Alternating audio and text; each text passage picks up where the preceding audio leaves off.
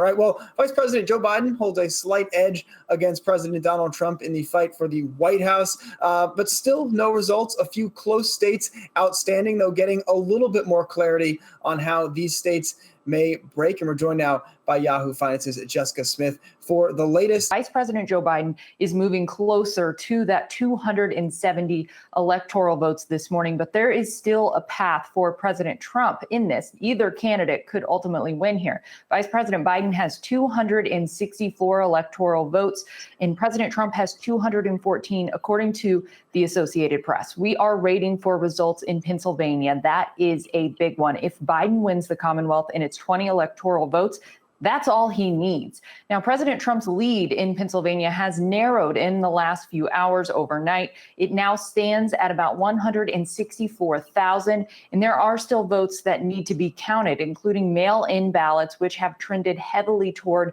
Joe Biden. But it's not clear if it's going to be enough to make up that deficit to help to push Biden over the finish line there. Georgia, that's another race that is tightening. President Trump leads there by less than half of a percentage point.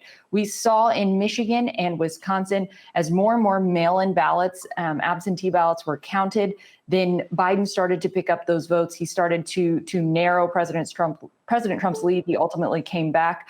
We will see if we kind of see the same thing there, because we have seen Biden come back as those votes have been tallied. We expect more from Georgia officials in the coming hours. So we'll see if Vice President Biden becomes the first Democrat since 1992 to take that state. But again, President Trump could still hold on there. The candidates could also request a recount if the margin is within 0.5%. Now, Nevada is also another very, very tight race, and Biden leads there by less than 8,000 votes.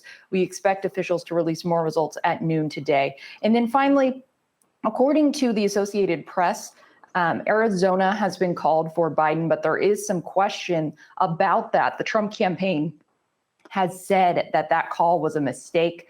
So we will see as votes continue to come in that state. But again, the Associated Press and Fox News have already called Arizona for Vice President Biden.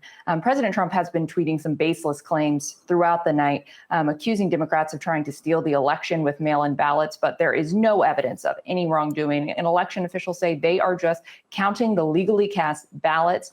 We expect more Democrats to vote by mail than Republicans. That's something we have seen before. But his campaign is fighting with a number of legal challenges in several states.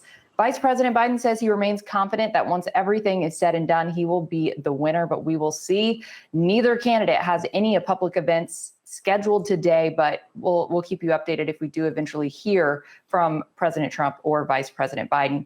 Finally, really quickly, want to touch on the Senate. Democrats were able to hang on to one seat in Michigan that was very tight yesterday, but Senator Gary Peters did end up holding on to that seat in Michigan. We have at least one, maybe two Senate races in Georgia going to a runoff in January. So right now, Republicans look like they're in a position to hold on to their majority, but it is not yet a done deal.